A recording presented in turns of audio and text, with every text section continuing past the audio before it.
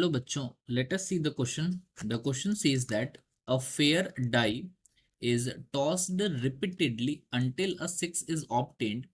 Let x denote the number of tosses required.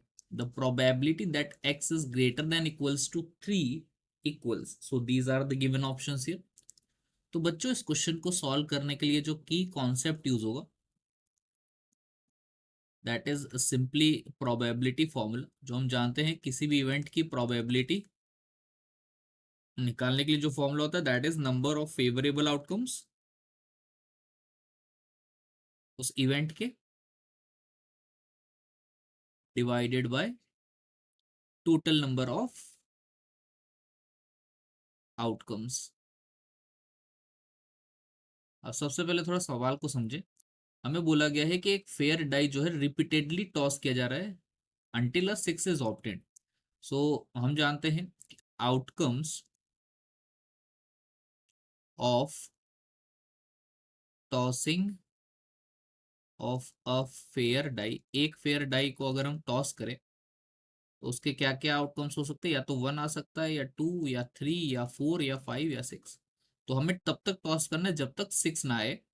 और x जो है ये क्या डिनोट कर रहा है, this denotes number of tosses required, यानी कि कितने टॉसेस लग रहे हैं 6 आने के लिए। हमें कैलकुलेट करना है probability of x greater than equals to 3। तो देखिए बच्चों इसको सॉल्व करने के लिए दो तरीके हैं। x greater than equals to 3 का मतलब है या तो x 3 हो जाए, यानी कि थर्ड टॉस पर अपने पास जो है 6 आ जाए, या 4 टॉस पर आ जाए, या 5th टॉस पर, या 6th टॉस पर। तो इससे हमें टॉस नंबर ऑफ टॉसेस के लिए कैलकुलेट करना पड़ेगा और में भी जीपी बनेगी और उसको हम लोग सॉल्व करेंगे।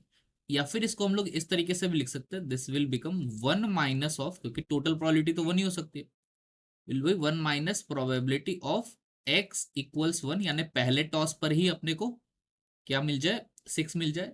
और दूसरी कंडीशन हम लोग इसमें से क्या सब्ट्रैक्ट करेंगे, x इक्वल्स टू 2, यानी कि दूसरे टॉस पर जो है वो 6 मिले। सो ये भी लिख सकते हैं। ये रिलेटिवली ज्यादा आसान रहेगा, तो ये वैल्यू आ जाएगी 1 माइनस एक्स इक्वल टू 1, यानी कि पहला टॉस हुआ उसी में 6 मिल गया अपने को। तो 6 तो एक ही बार आ रहा है, तो favourable outcomes 1 upon total outcome 6 minus x equal to 2, मतलब दो टॉस रिक्वायर्ड है 6 आने के लिए, यानी कि पहले टॉस पर 6 नहीं आ रहा है, तो बाकी के 5 में से कोई एक आउटकम आ रहा होगा, दैट विल बी 5/6। और दूसरे में 6 आ रहा है, यानी कि 1/6। तो ये बन गया 1 माइनस 1/6 माइनस 5/36। तो ये अपने पास एलसीएम आ जाएगा 36। ये 1, so this will become 36 minus 6 minus 5, so this comes out to be 25/36। So the correct option here, it will be option B. So hence option B is correct. Hope you have understood it well. Best of luck.